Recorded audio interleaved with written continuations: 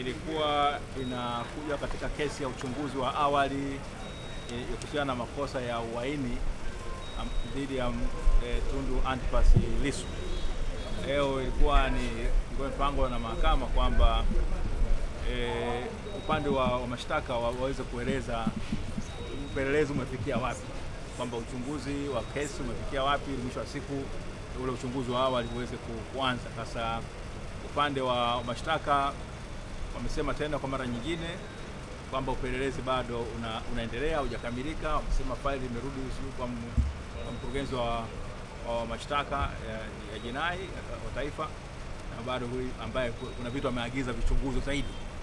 Sasa upande wa utetezi tunapinga kwamba si sahihi, haingia akilini kufungua kesi kubwa namna hii ambayo inahusisha tu maneno ambayo anasema kwamba nimeleta uhaini, watu kasema unaenda kupeleleza maneno.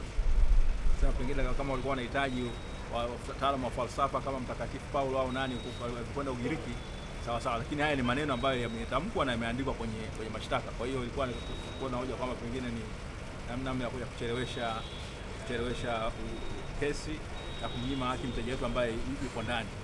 Upande wa mashtaka wao wamesema hapana, wenyewe unaamini kwamba una haki ya kisheria kuendelea kuchunguza. Hii sio miongoni mwa yale makosa ambayo yanatakiwa upelelezi huo umekamilika kabla mtu hajafunguliwa mashtaka. Kwa hiyo ni hoja ambazo zimechukua muda mrefu, na upande mwingine tulikuwa ni kwamba mshtakiwa wakati anaingia mahakamani alikuwa ametaja ule msemo au mbiu ya Chadema kwamba no reform no election, na wao wamepeleka kwa hakimu hiyo hoja kwamba ile ilikuwa ni kudharau mahakama.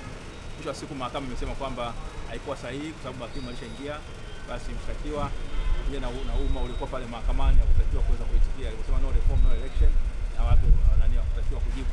Kwa hiyo kama ametoa tu onyo kwa pande zote mbili kwamba mahakama inapokuwa imeshakaa basi kauli za namna hiyo zisifanyike. Lakini akasema kwamba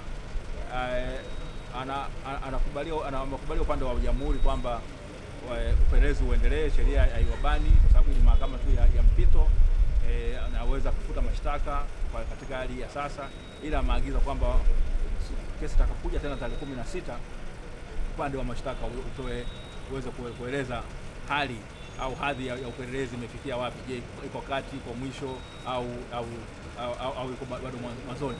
Kwa hiyo ndio hali ambayo imejitokeza. Ni kesi ambayo ilikuwa na mvuto mkubwa, hoja zilikuwa ni ndefu, marejeo mbalimbali ya sheria ya maamuzi ya mahakama kuu na mahakama ya rufaa yalifanyika, lakini basi hakimu ndivyo ambavyo ameagiza. Kwa hiyo hii kesi ya uchunguzi wa awali dhidi ya Tundu Antipas Lissu mteja wetu itakuja tarehe 16 ya mwezi wa 6 2025, nadhani itakuwa ni saa 3 asubuhi.